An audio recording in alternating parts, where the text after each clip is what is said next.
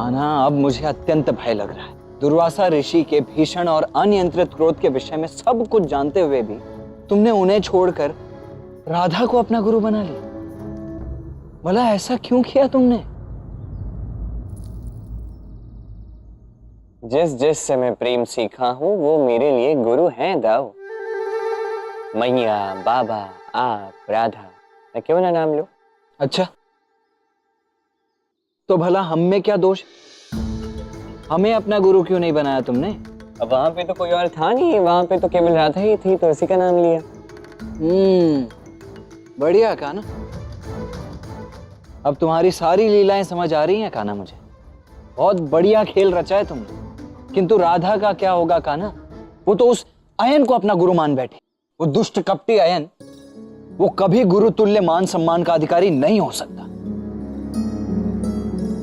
व्यक्ति के व्यक्तित्व का अस्तित्व चाहे कुछ भी कर लो, छुप नहीं सकता। पापी से हुआ पाप कभी संसार से छुपाया नहीं जा सकता। उसका स्वभाव ही उसका भेद खोलेगा। और आप ऋषि दुर्वासा की चिंता मत कीजिए। देखिए, इस उद्देश्य की पूर्ति में यदि मुझे कोई श्राप मिलता भी तो मुझे कोई दुख नहीं होगा,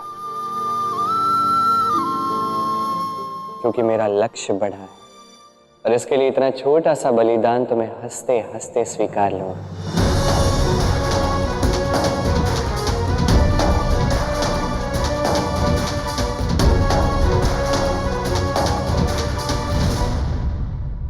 तुम्हें यह बलिदान अवश्य स्वीकार होगा कान्हा, किंतु मैं तुम्हारा दाऊ ऐसा कदापि नहीं होने दूंगा तुम्हारे साथ।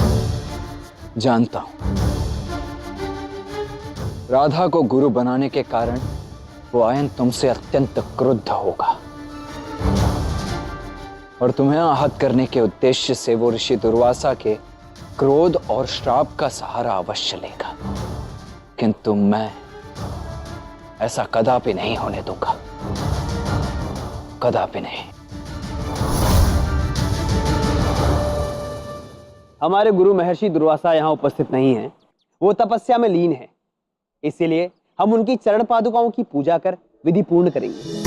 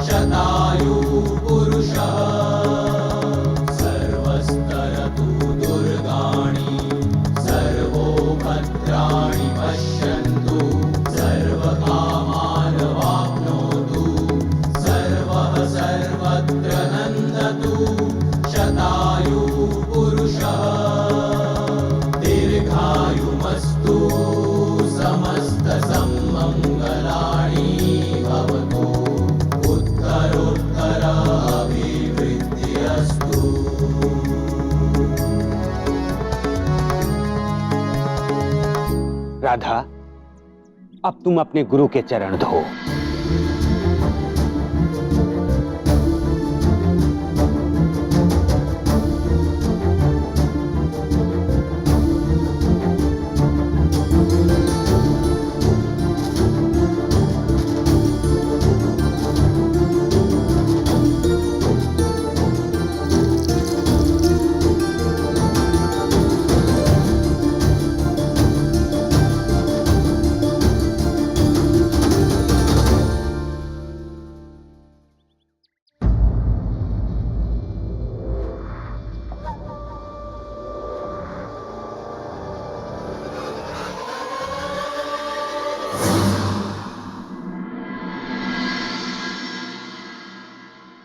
ब्राह्मण देव, मेरे मन में एक प्रश्न आया तो सोचा आपसे पूछ लूं, क्योंकि आप इतने ज्ञानी हैं। अब ऐसे में शिष्य गुरु के चरण धो सकता है ना? अब क्या गुरु भी शिष्य के चरण धो सकते हैं? क्या ऐसा हो सकता है? कृष्ण, मुझे लगता है कि तुम मुझ पे कटाक्ष कसने का प्रयास कर रहे हो।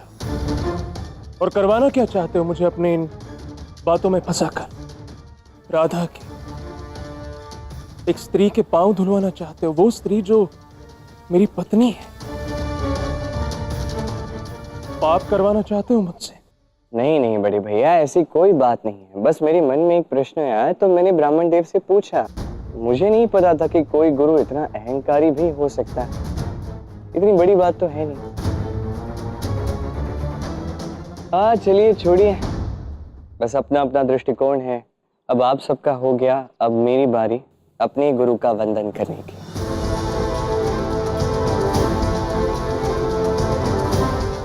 राधा, मुझे अपने चरण धोने की आज्ञा दो। अपने चरण धोकर पुण्य अर्जित करने का अवसर दो राधा। ये कैसी अनर्थपूर्ण बातें कर रहे हो कृष्ण?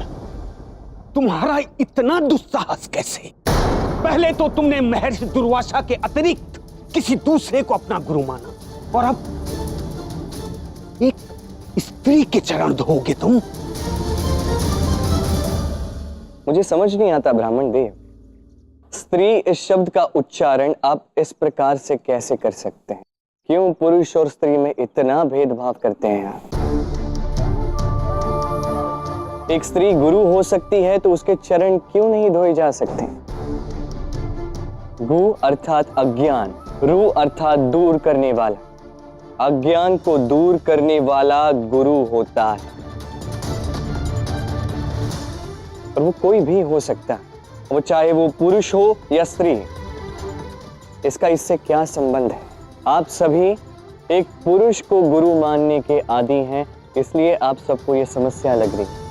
किंतु समस्या कहीं और नहीं, ये समस्या केवल हमारी सोच में। मुझे नहीं लगता ये अनुचित है, कदापि नहीं लगता।